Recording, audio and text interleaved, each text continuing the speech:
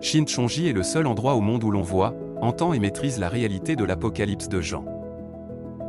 L'Apocalypse de Jean est la révélation de Jésus écrite par Jean, Apocalypse de Jean chapitre 1, verset 1, révélation de Jésus-Christ, que Dieu lui a donnée pour montrer à ses serviteurs les choses qui doivent arriver bientôt, et qu'il a fait connaître, par l'envoi de son ange, à son serviteur Jean, verset 2, lequel a attesté la parole de Dieu et le témoignage de Jésus-Christ, tout ce qu'il a vu. Moi, j'ai parcouru le monde, témoignant des réalités de l'Apocalypse que j'ai vu et entendu. Verset 3, heureux celui qui lit et ceux qui entendent les paroles de la prophétie, et qui gardent les choses qui y sont écrites. Car le temps est proche.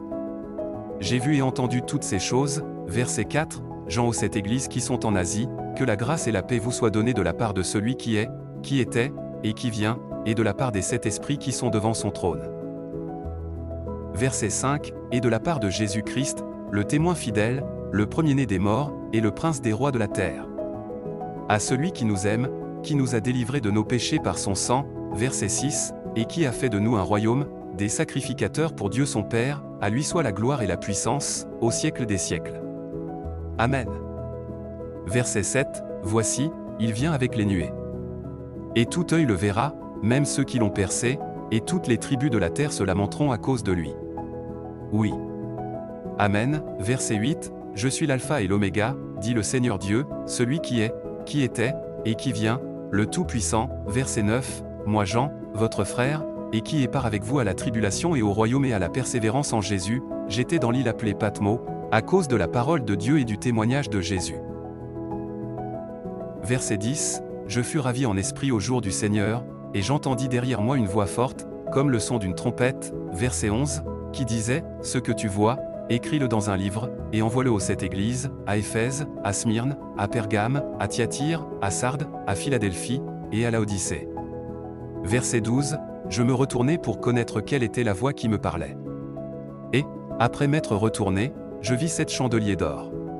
Verset 13, et, au milieu des 7 chandeliers, quelqu'un qui ressemblait à un fils d'homme, vêtu d'une longue robe, et ayant une ceinture d'or sur la poitrine. Verset 14, sa tête et ses cheveux étaient blancs comme de la laine blanche, comme de la neige, ses yeux étaient comme une flamme de feu. Verset 15, ses pieds étaient semblables à de l'airain ardent, comme s'il eût été embrasé dans une fournaise, et sa voix était comme le bruit de grandes eaux.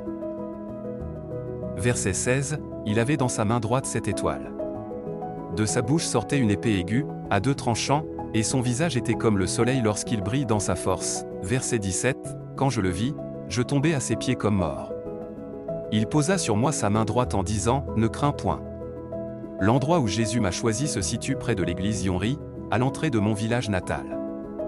Verset 18, je suis le premier et le dernier, et le vivant. J'étais mort, et voici, je suis vivant au siècle des siècles. Je tiens les clés de la mort et du séjour des morts. Verset 19, écris donc les choses que tu as vues, et celles qui sont, et celles qui doivent arriver après elles. Verset 20, le mystère des 7 étoiles que tu as vues dans ma main droite, et des 7 chandeliers d'or.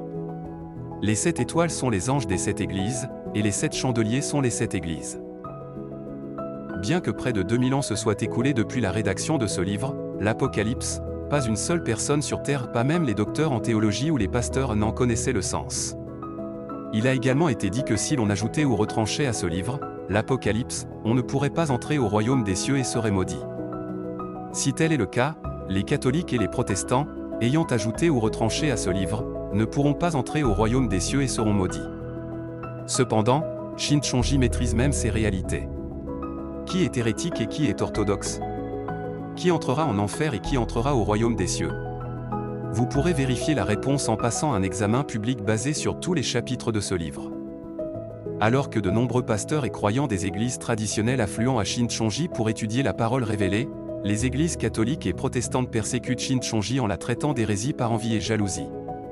Pourtant, Shincheonji est le seul endroit au monde où l'on voit, entend et maîtrise la réalité de ce livre de l'Apocalypse. Amen.